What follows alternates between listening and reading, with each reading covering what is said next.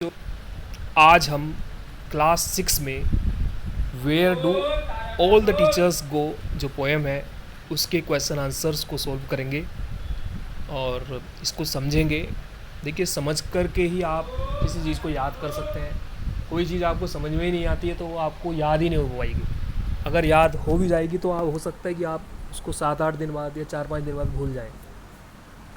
पढ़ाई का सबसे अच्छा तरीका ये होता है कि किसी भी चीज़ को बहुत अच्छे से समझा जाए, चाहे वो इंग्लिश हो, मैथमेटिक्स हो, साइंस हो, कुछ भी हो। तो कल मैंने इस पोएम को आपको अच्छे से पढ़ाया था, where do all the teachers go, सारे टीचर कहाँ जाते हैं। और आप इसको जो नेक्स्ट इसमें स्टैंजा है, नेक्स्ट क्वेश्चन आंसर है, इसको बड़े अच्छे से समझिए। समझ नहीं आता आपको, निश्चित रूप से इसको अच्छे से लर्न करने में कोई दिक्कत नहीं आएगी। स्टार्ट करते हैं। And do they pick their noses. तो क्या डू दे पिक, तो इसमें टीचर्स की बात की जा रही है। एक बच्चा है जो सोच रहा है कि उसके टीचर्स बिल्कुल ऑर्डिनरी नहीं होते हैं, बिल्कुल असाधारण लोग होते हैं और वे बिल्कुल डिफरेंट होते हैं और वो सब नहीं करते हैं जो कि वो करता है।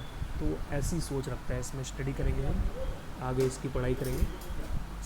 सभी बच्चे बड़े ध्यान से इसको सुनेंगे।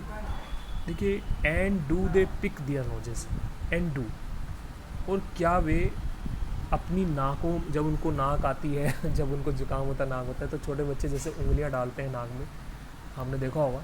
तो क्या टीचर्स भी ऐसा करते हैं? The same as you and me, बिल्कुल वैसा। सेम मीन्स बिल्कुल एक जैसा। एज यू एंड मी, जैसे कि तुम और मैं करते हैं। तो बच्चा सोच रहा है कि क्या टीचर भी ऐसा करते हैं। Do they live with the other people, do they live, क्या वे दूसरे लोगों के साथ में रहते हैं, जैसे कि छोटे बच्चे अपने मम्मी पापा, भाई बहन और चाचा चाची ताऊ के साथ रहते हैं, ऐसे ही do they live with the other people, क्या वे दूसरे लोगों के साथ में रहते हैं। वो सोच रहा है, ये जो क्वेश्चंस उसके माइंड में आ रहे हैं।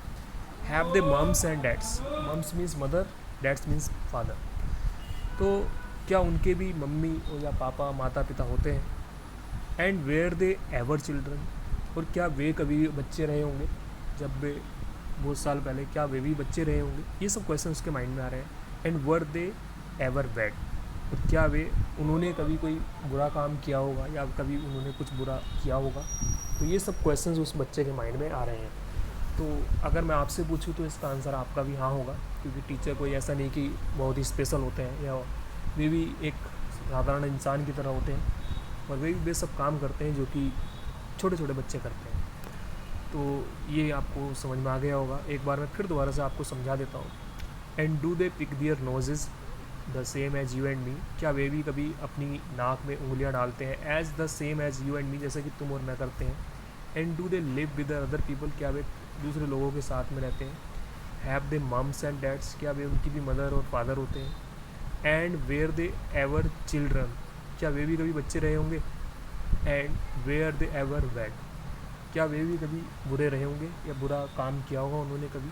तो ये सब इसमें क्वेश्चंस पूछे जा रहे हैं। इसमें नीचे देखिए वर्ड नोट्स दिए हुए हैं, जिसमें आप इसके जो वर्ड मीनिंग्स हैं उसको समझ सकते हैं देख करके। नीचे हिंदी अनुवाद भी दिया हुआ है जिसको आप पढ़ करके इसको समझ सकते हैं। और नीचे इसमें पैराफ्रेज दिया है, इसको पढ़ने की कोई ज़रूरत नहीं, मैंने आपको बहुत अच्छे से समझा दिया है। अब हम इसके मल्टीपल चॉइस क्वेश्चंस की बात करेंगे। मल्टीपल का मतलब होता है बहुत सारे, और चॉइस मीन्स विकल्प, और क्वेश्चन मीन प्रश्न, बहुत सारे विकल्पों वाले प्रश्न, या जिसको बहुविकल्पीय प्रश्न भी कहेंगे। तो इसमें फर्स्ट क्वेश्चन है, they in the passage refer to, इस पैराग्राफ में एक शब्द आ रहा है दे। तो दे किसके लिए प्रयोग किया जा रहा है?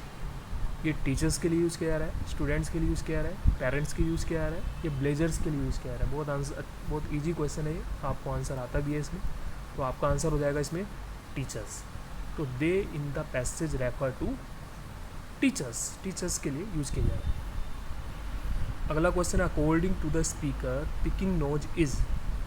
देखिए, छोटे स्पीकर के अनुसार, या जो छोटा बच्चा है जो क्वेश्चन पूछ रहा है उसके अनुसार, पिकिंग नोज, नाक में उंगली डालना, इज़ गुड, ये अच्छा है, बैड बुरा है, सीरियस बड़ा गंभीर चीज़ है, इल मैनर्ड ये बुरा व्यवहार है। तो ये अपने हिसाब से आपको नहीं बताना है, तो ये बताना है कि ये कैसा व्यवहार है, मतलब ये कैसा काम है, ये अच्छा काम है, बुरा काम है, गुड अच्छा काम है, बैड बुरा काम है, सीरियस है, या इल मैनर्ड ये बुरा बर्ताव है। तो आप बुरा बर्ताव है, बुरा तो बुरा ही होता है वो किसी के भी लिए, तो इसमें आंसर आपका डी हो जाएगा, इल मैनर्ड हो जाएगा। नेक्स्ट क्वेश्चन थर्ड है, the speaker finds it difficult to believe that the teachers are. देखिए, एक टीचर स्पीकर को, एक जो वक्ता है, जो बोलने वाला है, जो इसमें बात कर रहा है, फाइंड्स इट डिफ़िकल्ट, तो उसको विश्वास करना बड़ा मुश्किल है दैट टीचर्स आर, कि टीचर महान लोग होते हैं, ऑर्डिनरी पीपल साधारण लोग होते हैं, वेरी लर्नेड बड़े विद्वान होते हैं, या रिच होते हैं, या बड़े धनी होते हैं। देखिए, उस बच्चे को ये विश्वास करना बड़ा मुश्किल है कि टीचर्स साधारण होते हैं, वे बिल्कुल वैसे ही रहते हैं जैसे कि अन्य लोग रहते हैं, या फिर वो दूसरे लोग रहते हैं उसकी। इसमें आप जो हमारा आंसर होगा ऑर्डिनरी पीपल, बी ऑप्शन हमारा ठीक होगा। नेक्स्ट क्वेश्चन है the passage shows the students are much impressed by their. देखिए, ये जो पैसेज है, जो आपका जो पैराग्राफ जो ऊपर आपने पढ़ा, सोज वो दिखाता है that the students are much impressed, कि जितने भी विद्यार्थी होते हैं वे बड़े इम्प्रेस्ड होते हैं, वे बड़े ही आकर्षित होते हैं। वाई दियर, किससे? माता पिता से, सोल्जर्स मीन सैनिकों से, पुलिसमैन पुलिस वालों से, टीचर्स या फिर अध्यापकों से। किससे ज़्यादा प्रभावित होते हैं वे? अपने टीचर से। ये भी आंसर आपका आंसर हो जाएगा टीचर्स। लास्ट क्वेश्चन है the phrase pick nose means. Pick nose, pick nose का मतलब क्या होता है, ये इसमें आपको बताना है। तो फर्स्ट इसमें है टच द नोज, नाक को छूना, ब्लो द नोज, नाक को हिलाना, पुल मकस फ्रॉम द नोज, या स्क्रैच द नोज, या नाक को स्क्रैच करना, रगड़ना। क्या मतलब हुआ इसका? पुल मकस फ्रॉम द नोज, तो इसमें मतलब जैसे छोटे बच्चों को जुकाम होता है तो वे अपनी नाक को पकड़ते हैं, तो इसका मतलब ये होगा। आंसर इसमें पुल मकस फ्रॉम द नोज हो जाएगा। और ये आप इसको अपनी कॉपी में सब अच्छे से करेंगे। Thank you.